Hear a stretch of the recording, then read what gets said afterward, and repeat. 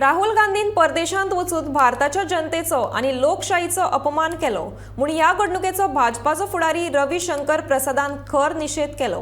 बिरेस्तारा दिल्लीत घेतिल्ल्या पत्रकार परिशदेत तो उलयतालो।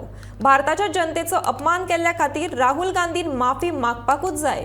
तो देशाची माफी मागिना जाल्यार भाजप ताच्या विरोधांत एक मोहीम चालू करतले अशें रविशंकर प्रसादान सांगले। आज मैं बीजेपी के इस मंच से एक बार बड़ी विनम्रता से कहूंगा, राहुल गांधी देश की विदेश नीति को कितना समझते हैं इस पर भी बहस करने की जरूरत है। और अगर खुद नहीं जानते हैं तो उनको सिखाया जाए ना। कांग्रेस के जो बड़े बड़े नेता उनके बाएं दाएं बैठते हैं। Mister Rahul Gandhi, please brush up your information about the foreign policy of India and India strategic security. Please, you are a novice in that field. और आप क्या क्या बोल जाते हैं, की बहुत भर्त्सना करते हैं। हमें लगता है कि राहुल गांधी अब क्या बोलेंगे क्या नहीं बोलेंगे, लेकिन आज उनके मुंह से एक भी शब्द नहीं निकला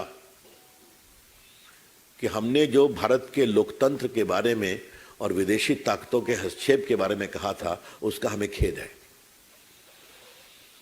Therefore, Rahul Gandhi owes an apology to the people of India।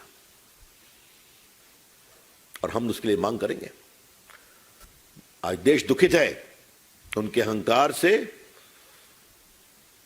और कुछ भी बोल देंगे। राहुल गांधी जी, आप नरेंद्र मोदी और भाजपा की आलोचना कर सकते हैं, आपका अधिकार है। अब जनता आपको वोट नहीं देती तो हम क्या करें, लेकिन उस आलोचना के चलते आप देश के लोकतंत्र पर ही सवाल उठाएंगे, भारत के लोगों का जनमत पर ही सवाल करेंगे। ये बहुत अनफेयर है। भाजपा इसको बहुत ही कंडेम करती है। आज ये प्रेस इसलिए करना पड़ा कि हमें लगता था कि राहुल गांधी कुछ अपनी स्थिति को स्पष्ट करेंगे। इनका वही ढाक के 3 पात है, इसलिए हमें लगा कि हम स्पष्ट कर दें।